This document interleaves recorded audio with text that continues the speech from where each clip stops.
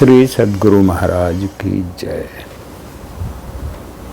अभी बरसात का मौसम है, वर्षा हो रही है और इस वर्षा ऋतु का वर्णन गोस्वामी तुलसीदास जी ने भी अपने रामचरितमानस के किष्किंधा कांड में किया है। और कितने बेहतर तरीके से उन्होंने इसका वर्णन किया है।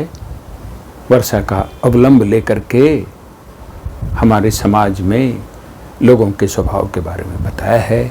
वो आज भी हमारे लिए जानने योग्य है। वर्षा ऋतु के संदर्भ में रचित कुछ चौपाइयाँ मैं प्रस्तुत करता हूँ। दामिनी दमक रहन घन माही, खल के प्रीति जथा थिर नाही। इसका अर्थ हुआ कि बादलों में बिजली चमक कर लुप्त हो जाती है, जैसे दुष्ट व्यक्ति की प्रीति स्वार्थ की पूर्ति होने तक ही रहती है, स्थायी नहीं रहती, और वह भी बादलों में बिजली की चमक की तरह चली जाती है।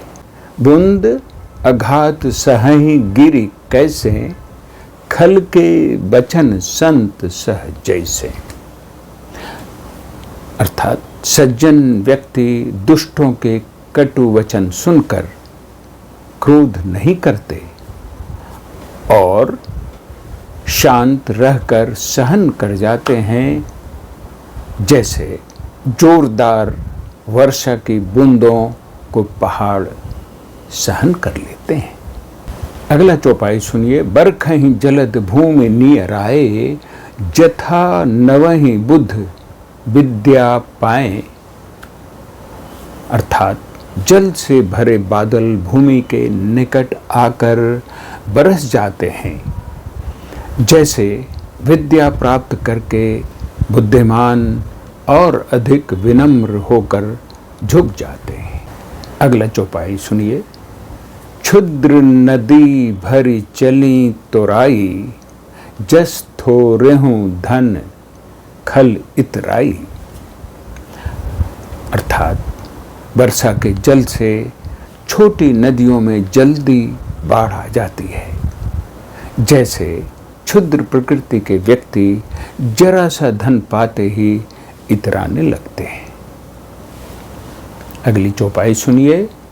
हरित भूमि तृण संकुल, समुझि परहि नहीं पंथ, जिमि पाखंड बाधते गुप्त हो ही सदग्रंथ।